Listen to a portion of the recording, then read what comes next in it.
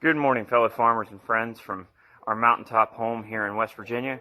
My name is Seth Lucas with Falling For You Farm. I was asked by the WVDA to give a little introductory about our farm, about our life, how we got started, and so a little bit about our story. We started on a small farm, 4 acres, down in Flemington, West Virginia, in 2013, after we watched the documentary Food Inc. That documentary completely revolutionized the way that we think and the way that we behave. If you'd have asked us prior to that who we were and what we were about, it definitely wouldn't have been farming.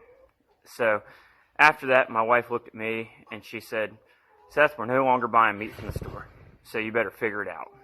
So on that journey of figuring it out, we met some amazing people. We've done some pretty incredible things, and we've became completely different people than we started out. So whenever we started out, I really wasn't sure that I was able to kill anything. So either there's the rooster. Either I was going to be a vegetarian, or I was going to have to learn how to slaughter livestock. So in the conquest of trying to figure out what kind of livestock we should raise, I've researched and I found out about meat chickens and realized that they are bred in such a way that if you don't slaughter them, then they'll die an agonizing death of not exactly being able to survive on their own. So I decided, well, that's probably a good bird to get started on. So us having no clue on anything when it comes to the food side of things, we was like, well, how many chickens should we get? And we kind of tried to math everything out, and we're like, well, we surely can't eat a whole chicken every single month. So we talked to some of our neighbors, and one of our neighbors was like, sure, we'll go in half with you. And we got 25 chickens. So at the end of the 8 weeks after they was raised up and fully grown, our neighbors were like, well, how much is it going to be? So we split the bill, and they said, we're not paying that much for chicken. You can get it so much cheaper at the store. So we still had about 20 chickens left because we didn't exactly know what we were doing. And over the course of 2 days, we processed 20 chickens, which is now pretty laughable because I've raised and slaughtered and helped friends slaughter and process probably a roughly 3,000 to 5,000 birds at this point since 2013. But after that, we realized that, wow, we eat a lot more chicken than we realized. 20 chickens is not enough for a whole year. So when we had friends and family over, that, wow, we eat a lot more chicken than we realized. 20 chickens is not enough for a whole year. So when we had friends and family over, they tried out some of the stuff that we raised and processed, and they thought, wow, this tastes a lot better than the store. Would you mind raising me some? So long story short, that's how we got our initial start. So then I started following the practices of Joel Salatin from Polyface Farms, which is what came about from the food revolution, if you will, after watching Food Inc. And I started raising a lot more chickens, and then I started researching and finding more sustainable meats like rabbits. Really got on board with the concept of raising rabbits, and realized that, hey, guess what? If you raise your own, then you don't have to buy them from a hatchery, and that's actually a more locally sustainable source.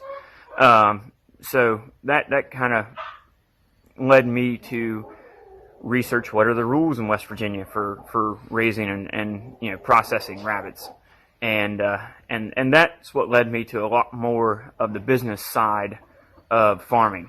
So at that point, I started talking to the WVDA, and I started talking to the West Virginia Food and Farm Coalition, and eventually those efforts led me to lobbying down in Charleston in an effort to get some of the rules changed to make it more farmer friendly, which has been a big cornerstone or keystone moment in my life of constantly trying to make agriculture more friendly in the state of West Virginia, which you'll hear about a little bit more in the rest of our story. So with that being said, I ended up my passion led to me meeting some pretty incredible people down in Charleston, and it just so happened that one of those people asked me very adamantly to join into the Bridgeport Farmers Market. So we did. We reluctantly, but we did, because we wanted to grow, and I wanted to eventually pursue farming as a full-time career.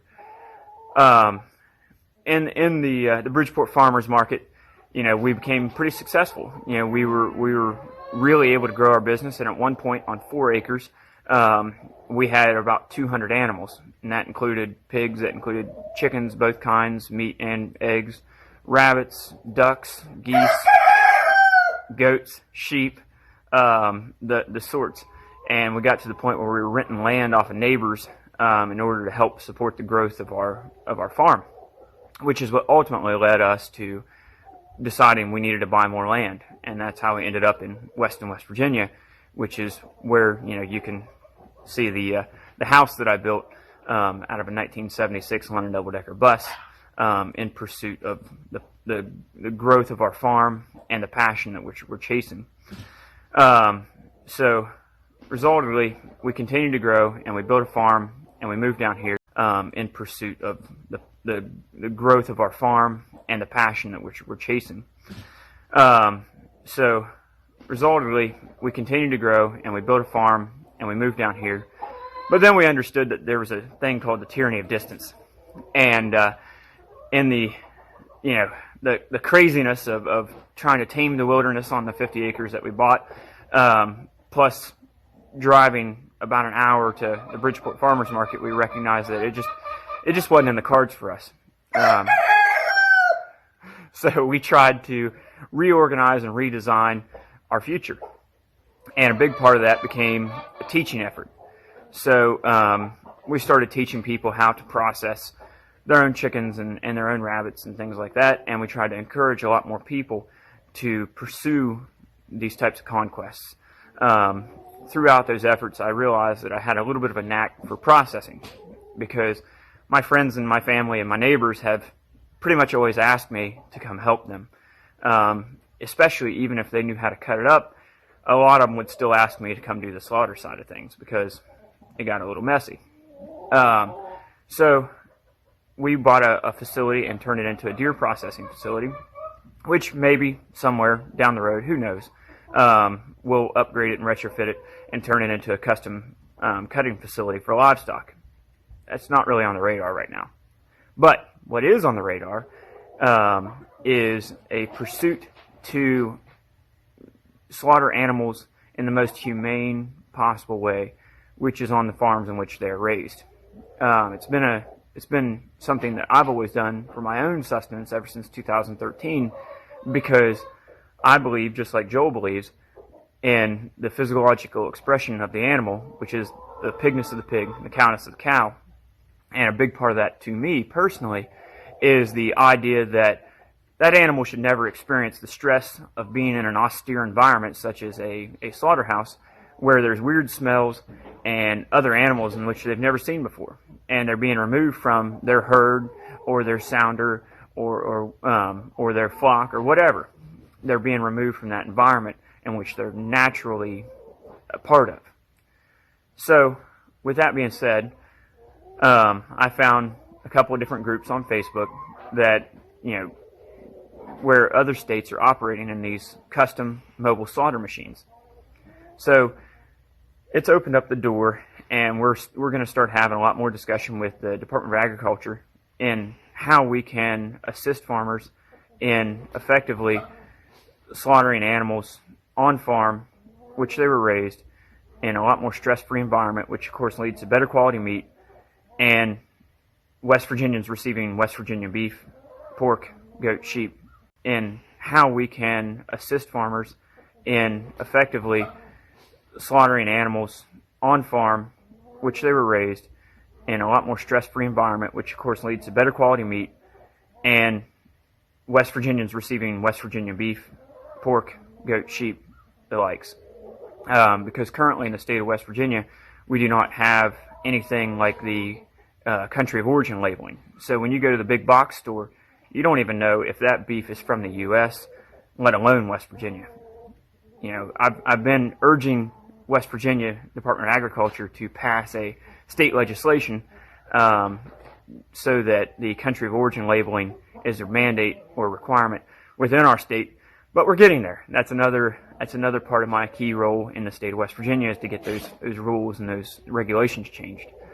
So with that being said, I just want to close with a couple pieces of advice that I would have for young aspiring farmers. One of the pieces of advice that I would have is, number one, always treat your business or your farm like a business. Your time is worth something. You should be doing time and motion studies to understand how long it takes to move the chickens, how long it takes to feed the cows, those types of things, because your time is important. And when you do those types of things, you'll become more efficient in how you do them, and you'll stop wasting time. Because if we, the farmers, are going to feed the world, then we should be paid in such a way that we're sustainable. Piece of advice number two: not everybody is going to be the most encouraging. So you need to find your tribe. Surround yourself with people that, while they might be like-minded and encouraging, they'll still challenge your ideas and make you grow. And then third and final piece of advice is, don't be afraid to change your goals. Just like us, we started out with an idea of subsistence in mind, eventually moved to full-scale production, and then we're back to subsistence. But the agricultural pursuit has led to me in pursuing other aspects of agriculture that I'm more passionate about, just like I would hope that you guys do. So that's it from us here at Falling For You Farm, and I hope you enjoyed my introduction.